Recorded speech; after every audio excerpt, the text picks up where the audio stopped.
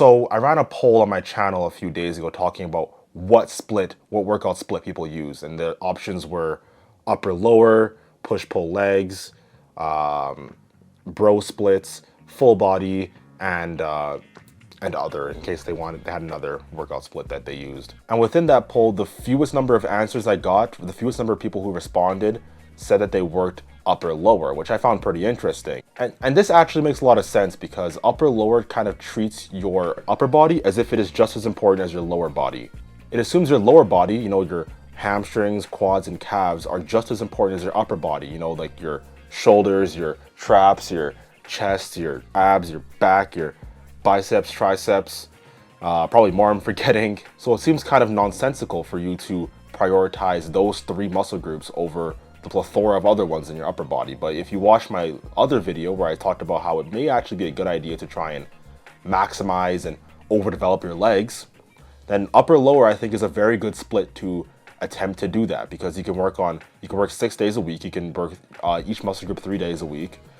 This will be you know, upper one day, lower the next day, upper the next day, lower the next day, upper the next day, and then lower the next day, which will be 3 times a week for each muscle group. So yeah, it's because of this imbalance with upper and lower that people tend to not really gravitate towards upper and lower, right? Because with push-pull legs, it assumes that your legs are just as important as your pulling muscles. So that means your legs are just as important as your biceps and your back. And then your legs are just as important as your chest, triceps, and shoulders, which makes a lot of sense to people because it's like, you know, you're working 3 muscle groups per day, you know? Back and bicep, which is basically like your biceps and like your traps and your lats. And then push would be your shoulders and your triceps and your chest. So that's 3 muscle groups. And then your legs would be your hamstrings, quads, and triceps. You know, that seems to sort of equate.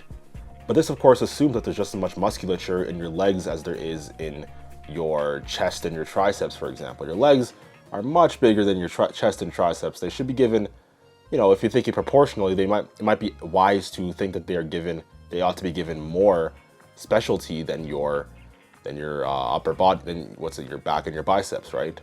Oh, sorry, your chest and your triceps. But then this also brings into question, you know, like, what about your upper body? Won't your upper body be underdeveloped if your legs are overdeveloped? And I got this question, you know, quite a bit when I made the video into a short. And it's interesting, but I believe that the problem is that your legs, your upper body, can be supersetted much more easily than your upper body. And supersets just save time at the gym, and they don't compromise muscular gains as far as I know. So you can do antagonistic supersets. This will be dumbbell presses, and they will do rows immediately after. And then same thing you can do with your biceps and your triceps. If you can see my triceps, it's been shown that antagonistic supersets are extremely effective. So when you consider the fact that antagonistic supersets are much easier to perform with your upper body than they are with your lower body, I'd imagine they're much more effective with your upper body than they are with your lower body, and consider the fact that you don't actually lose gains when you do supersets, I don't think that you're actually going to be missing too much if you do upper lower, but you do antagonistic supersets in your upper days.